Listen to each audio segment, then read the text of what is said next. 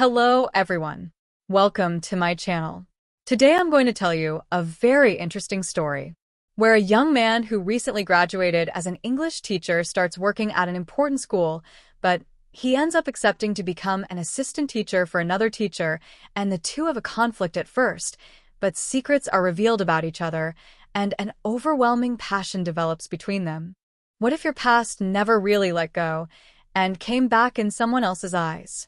In a prestigious Catholic school, a young, anxious teacher named Tomas arrives hoping to find purpose, but instead stirs the ghost of a forbidden love. Andrius Hawthorne is brilliant, cold, and engaged to a woman society deems perfect for him. But when Tomas walks into his life, quiet, insecure, and heartbreakingly familiar, everything begins to unravel. A purple ribbon. A promise never spoken aloud. A love story caught between memory and desire. Broken Heart Between Then and Now is a slow-burn LGBTQ+ romance full of emotional tension, hidden truths, and the painful beauty of what it means to be truly seen. In speech bubble if you love characters with scars, poetry and silence, and stories that ache in all the right places. This is for you. Backhand index pointing right. Subscribe now to follow every chapter. Chapter 1. The Purple Ribbon.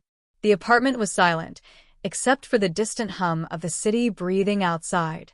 Andrius closed the bathroom door and turned on the faucet, letting the water run through his fingers before bringing his hands to his face.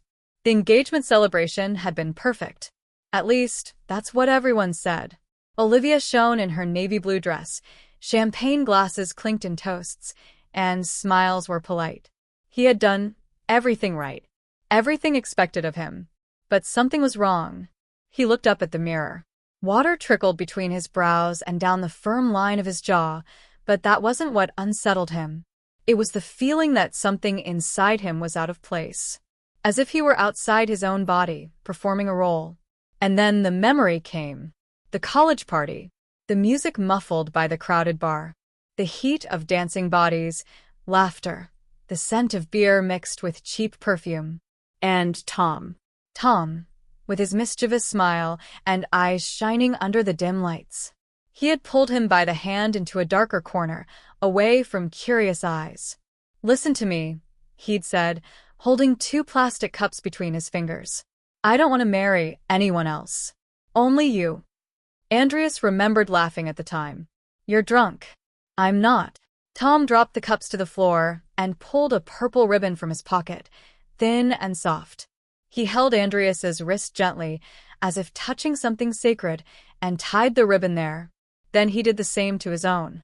"Now we're bound," he whispered, looking into his eyes. "Promise me, no matter what happens, you'll remember this." And then Tom kissed him. In the bathroom mirror, Andrius saw the reflection of that kiss, as if it were happening now, in that very moment. He tasted youth, freedom, the illusion that the world belonged to them. But it didn't. The world ripped Tom from his arms that same night. The phone rang at dawn. The hospital. The accident.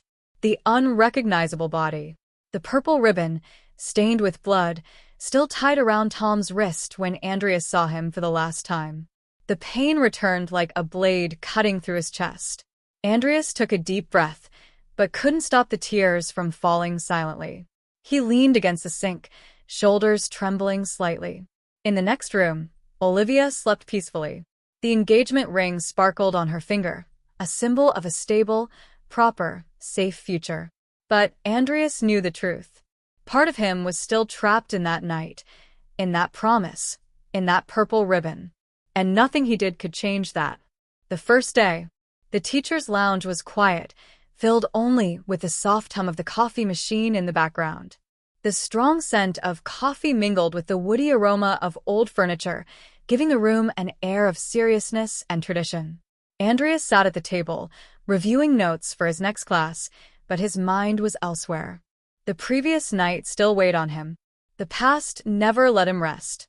He ran a hand over his face, trying to shake off the strange feeling. There was something in the air, a restlessness he couldn't name. Then the door opened. Andrius looked up out of habit, ready to ignore whoever it was. But when he saw the young man entering, his body froze. Time stopped. It was like seeing a ghost. The boy was slim, wore thin-rimmed glasses, clutched a notebook tightly to his chest, and glanced around with the hesitation of someone entering unknown territory. His slightly wavy brown hair fell over his forehead, and there was something in him, in the way his anxious eyes scanned a room, in his nervous posture, that made Andrius feel the ground vanish beneath him. It was Tom. No, it couldn't be. Tom was dead, and yet there he was, alive, breathing, real. The resemblance was disturbing. The same build, the same habit of lightly biting his lip when nervous. Only the glasses and withdrawn demeanor set him apart. "Excuse me," the boy's voice broke the silence. He looked at Andrius, hesitant, unsure if he was interrupting something. Andrius blinked several times, feeling his chest tighten. His mind wrestled with reality. "You must be Tomas Brand," he said, controlling his expression with cold precision. The young man nodded quickly. "Yes, sir. It's a pleasure to meet you, Professor Hawthorne." Hawthorne. Not Andrius. Not anymore. The professor stood up slowly, still trying to recover from the shock. He forced himself to take a deep breath and extended his hand. "Welcome. I hope you came prepared. I don't tolerate incompetence." Tomas blinked, surprised by the cold reception, and shook his hand with slight hesitation. Andrius felt the warmth of his skin against his own.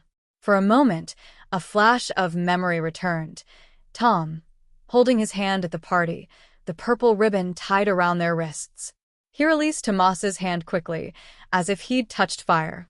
The young man looked away, clearly uncomfortable.